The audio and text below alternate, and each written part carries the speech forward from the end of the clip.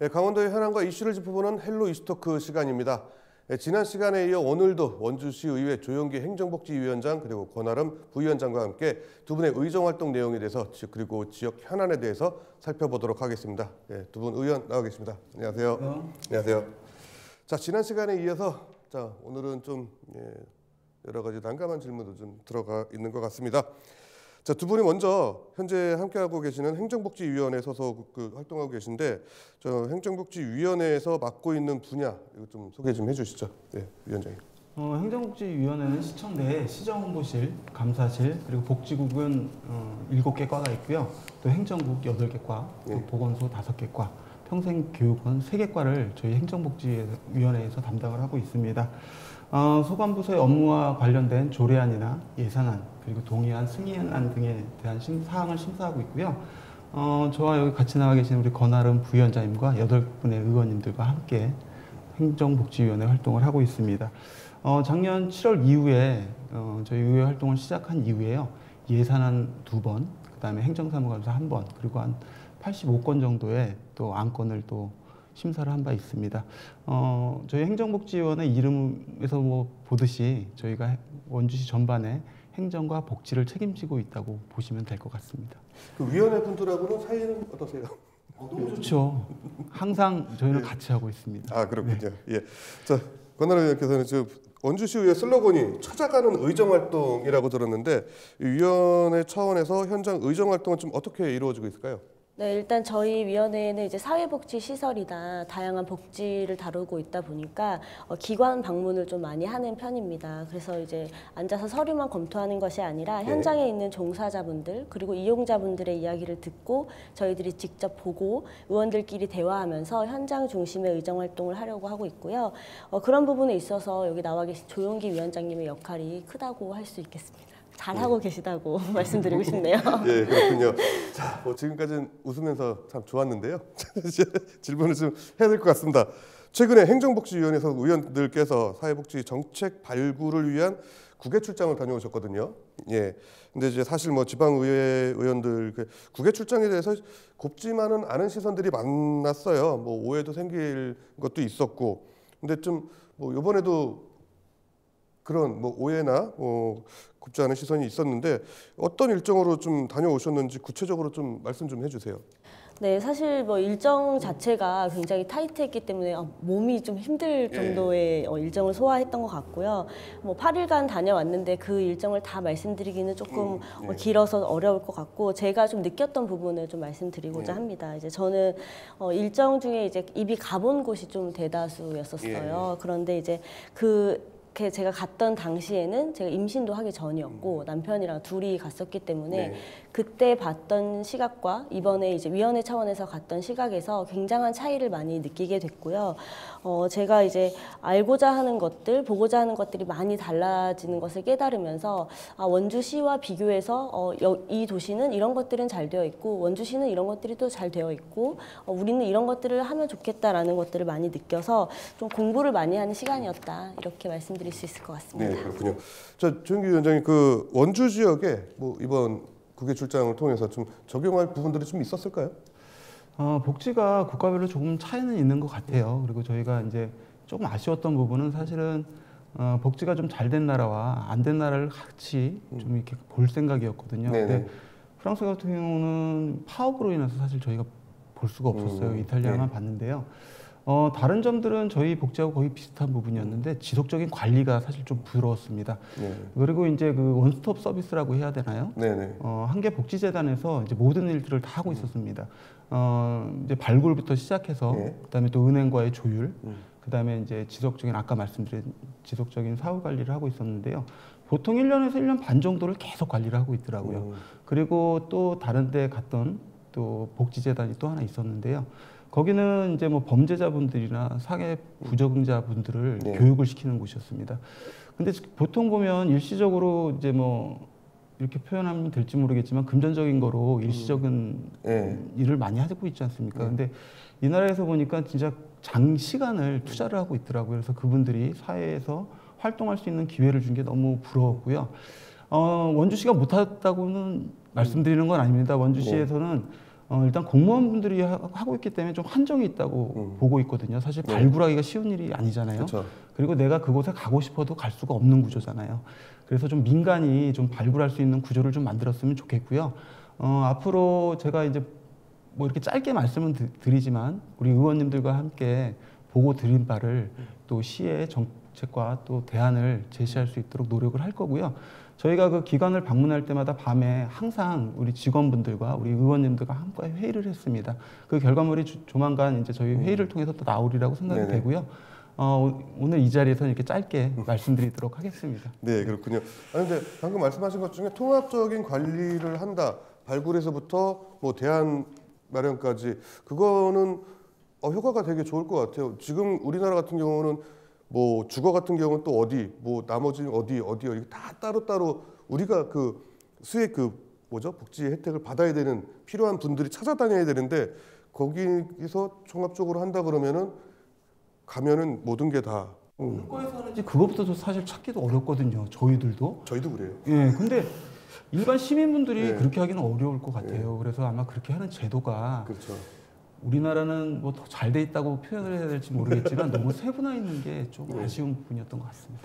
장단이 있을 텐데 사실 취재를 하다 보면 한 가지 사안을 한 진짜 많으면 5개, 6개 부서를 거쳐간 적도 있었는데 좀 그런 거는 좀 없어져야 되지 않을까 싶습니다.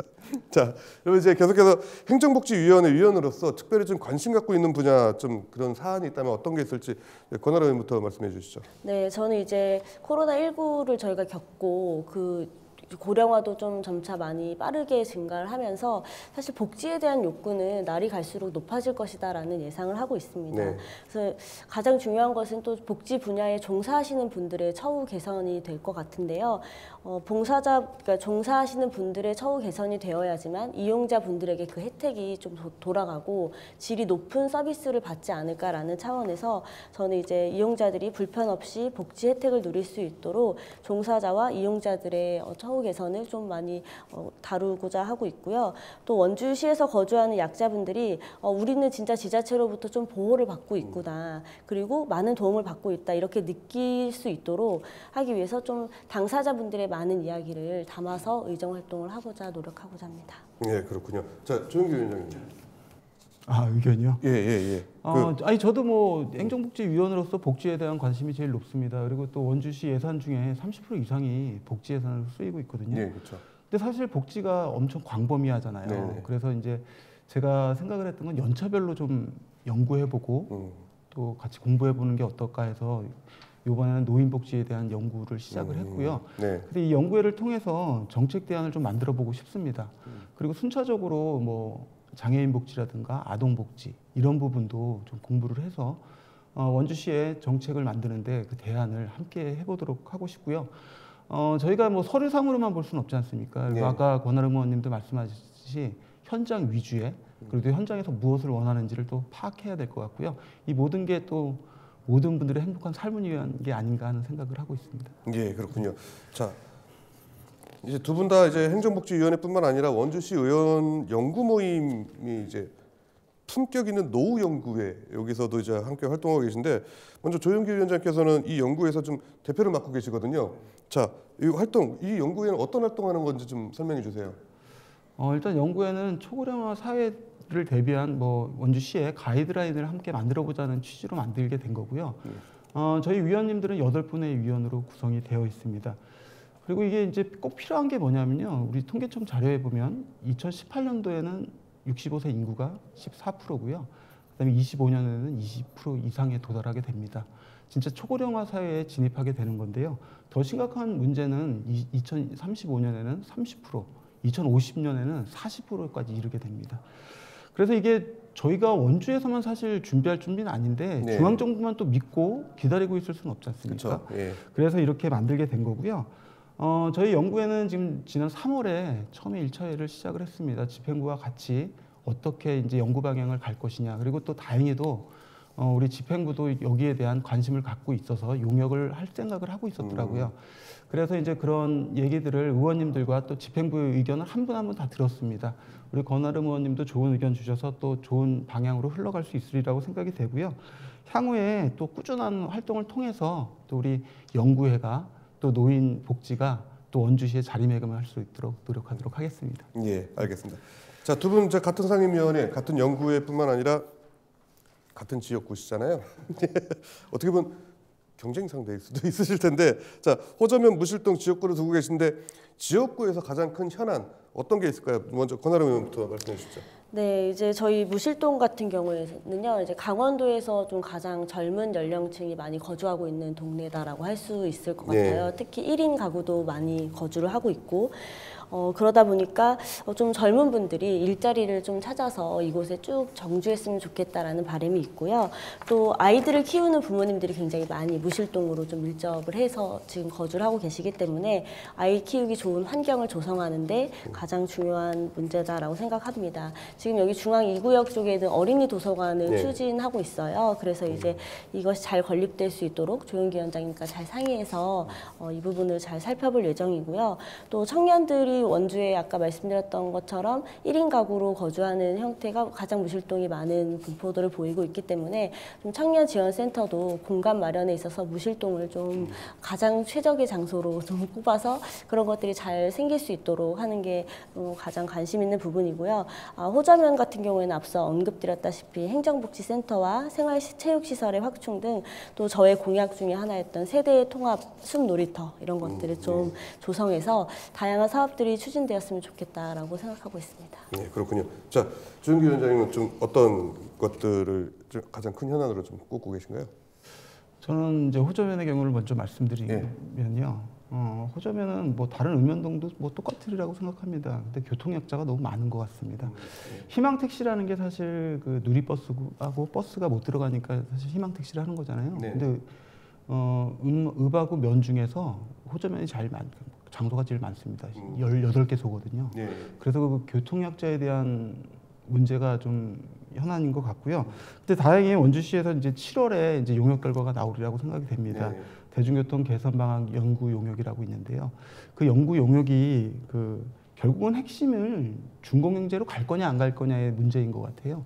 만약에 준공영제로 간다면 우리 호저면의 교통 약자분들이 그래도 혜택을 받으리라고 생각이 들고요. 또 한 가지는 호저면의 이제 우회도로에 대한 문제입니다. 사실 교통망이 좋아야 또 그 지역에 살기 좋은 동네 아니겠습니까? 근데 그런 부분이 너무 아쉽습니다. 그리고 원주에서 여지껏 투자를 한 걸 보면 호저면에 투자한 건 사실 없습니다. 그 부분에 대한 말씀을 짧게 말씀드리고요. 다음은 무실동에 대한 문제를 말씀을 드리면요. 아까 권하름 의원님도 말씀해 주셨는데요. 저희 무실동 인구 중에 학생 수가 21.8%나 됩니다. 네. 근데 지금 무실동에는 어린이 도서관이 없습니다. 지금 아까도 말씀하셨지만 지금 행정 절차 중이거든요. 그런데 저의 공약도 어린이 도서관을 말씀드렸지만 다행히 또 우리 시장님도 이 부분에 대한 말씀을 하셔서 권하름 의원님과 제가 힘을 합쳐서 또 빠른 시일 내에 또 만들 수 있게 할 수 있을 것 같고요. 또 한 가지는 주차장 문제인 것 같아요. 네. 뭐 어느 시고 주차장 문제가 뭐 얘기가 안 되는 건 없지만 이것도 저도 이 부분에 대한 공약을 말씀드렸고 우리 시장님도 말씀을 드렸습니다. 그래서 어린이공원 같은 경우 지금 용역 중에 있거든요. 어린이공원 같은 경우는 1,500m 제곱 이상이면 어린이공원으로 인정이 되는데 사실 어린이공원이 사용을 안 하는 곳도 많이 있거든요. 그래서 그 부분에 대한 용역을 지금 하고 있고요. 그다음에 공원에 대한 것들도 지금 검토 중에 있는 것 같습니다. 뭐 사실 녹지 시설을 너무 없애면 그것도 문제겠지만 우리 주민분들이 또 편하게 주차할 수 있는 공간을 만드는 것도 어떻게 보면 주민을 위한 일이기 때문에 그 부분에 대한 것도 아마 우리 무실동에는 그 두 가지 정도 이렇게 말씀드리도록 하겠습니다. 그렇죠. 주차는 아주 문제죠. 큰 문제 중에 하나입니다. 자, 근데 이제 오는 6월에 이제 강원 특별자치도 출범을 좀 앞두고 있는데 이 특별자치도 성공 그리고 원주 지역 발전을 위해서 좀 발굴해야 될 특례들도 있을 것 같아요. 자, 좀 어떤 게 있을까요? 조영기 위원장부터 말씀해 주시죠. 저는 일단은 원주가 기업하기 좋은 도시를 만들려면 규제풀이 혁신 거점이 필요하다고 생각합니다. 사실 원주 같은 경우는 그 의료 산업이 사실 강점이잖아요. 근데 더 이상 들어오려고 하질 않을 것 같습니다. 근데 결국은 기업이라는 것은 이윤을 남기기 위한 최고의 수단이잖아요. 근데 원주에 와서 그런 게 없다라면 문제가 될 것 같아요. 혹시나 이제 뭐 여기 그 특별법 개정안을 보면 뭐 16건 정도가 이렇게 올라와 있기는 한데 거의 다 이런 부분일 것 같지만 네. 결국은 규제에 대한 문제가 가장 클 것 같습니다. 그 부분에 대한 게 많이 당겼으면 좋겠다는 말씀 드리도록 하겠습니다. 예, 그렇군요. 자, 권하라 의원님께서는. 원주에서는 이제 특례 발굴을 한 16개 제출을 했고 네네. 저희가 이제 한 6개 정도 반영되기로 이제 올라가 있는 상태인데요. 저는 이제 그 중에 미반영된 한 가지를 좀 말씀을 드리고 싶습니다. 이제 원주가 그 전에 이제 건강도시 헬시 원주라고 해서 네. 이제 건강에 굉장히 관심을 가지고 이렇게 기업들이나 의료기기 같은 것도 많이 활성화가 됐었는데 사실 그런 부분에 있어서 굉장히 축소가 좀 되면서 디지털 헬스케어나 이제 빅데이터를 활용한 비대면 진료 뭐 이런 것들이 좀 활성화가 돼야 함에도 불구하고 그런 사업들이 좀 많이 위축이 돼서 원주시에서 그런 사업을 먼저 시작하셨던 의료 종사자분들이 다른 지역으로 유출이 사실 많이 되고 있는 상황이기 때문에 그 부분을 좀 규제 완화를 적극적으로 반영해서 정말 원주에서 그런 기독병원이라는 어떤 종합병원을 가지고 있는 장점 그리고 강원도 안에 있는 상급병원을 잘 활용해서 원주가 그런 역할을 잘했으면 좋겠다는 생각이 있습니다. 예, 제가 그 이슈토크를 하면서 이 부분에 대한 질문을 할 때 대부분 규제 완화에 대한 거, 규제 해제에 대한 것들을 대부분 말씀해 주시는데 사실 이 규제라는 게 어느 정도 필요하지 않을까. 근데 물론 강원도 같은 경우 2중, 3중으로 있던 것들이 많아서 그럴 수 있는데 어느 정도의 규제가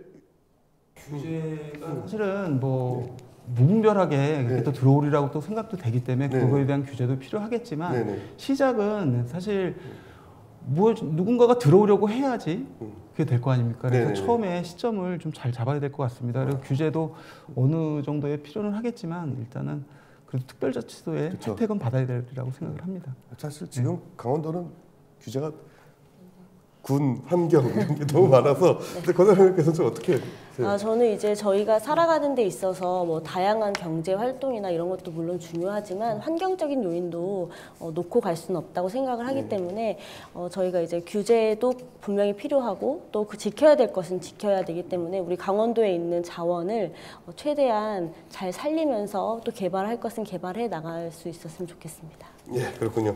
자, 이제 끝으로 원주시 의원으로서 앞으로의 계획 그리고 시민과 지역 여러분, 주민 여러분들께 하고 싶은 말씀 있으면 해주시죠. 예, 위원장님. 저는 처음에 시작도 그랬지만 시민분들의 삶을 행복하게 영위하는 게 가장 중요한 것 같습니다. 앞으로 우리 시민분들이 무엇을 원하는지 또 그 방향을 또 찾아보고요. 제가 또 그 부분에 대해서 열심히 한다는 말씀 드리고요. 주민분들과 항상 소통하고 열심히 하는 모습 보여드리도록 하겠습니다. 예. 자, 권하라 의원께서는. 네, 저는 사실 이제 의원이 되면서 의원하면은 굉장히 어려운 혹은 내가 어떤 이야기를 털어놓기 힘든 상대라는 생각을 좀 많이 가지실 것 같아서 좀 그런 부분에 있어서 벽을 좀 허물고 싶었어요. 그래서 정말 저한테 많은 이야기들을 시민분들이 들려주신다면 제가 그것을 원주시의 방향을 좀 잡을 때 조금이나마 주민들의 의견을 하나로 모아서 전달하는 역할을 하고 싶다라는 생각이 있고요. 저는 이제 의원실도 항상 열려 있고 전화번호도 항상 오픈되어 있기 때문에 항상 소통하는 의정활동이라는 어떤 저만의 철학을 가지고 시민분들께서 편하게 저한테 많은 이야기를 들려주셨으면 좋겠다라는 생각이 있습니다. 왜냐하면 제가 다양한 의견을 들어야지만 또 다양한 정책들 또 대안들을 마련할 수 있을 것 같고요. 아까 위원장님께서 저한테 아이디어 뱅크라고 말씀해 주셨는데 사실 그것은 저 혼자만의 생각은 아닙니다. 정말 좋은 대안도 시민분들께서 좋은 의견을 주셨기 때문에 제가 제시할 수 있는 거라서 앞으로도 이렇게 의정활동할 수 있었으면 좋겠습니다. 예, 그렇군요. 예, 오늘 말씀 두 분 다 감사했습니다. 앞으로 의정 활동 응원하면서 지켜볼 수 있도록 하겠습니다. 예, 감사합니다. 감사합니다. 자, 지금까지 원주시의회 조용기 행정복지위원장 그리고 권아람 행정복지 부위원장과 함께했습니다. 헬로 이슈토크 오늘은 여기까지입니다. 시청해주신 여러분 고맙습니다.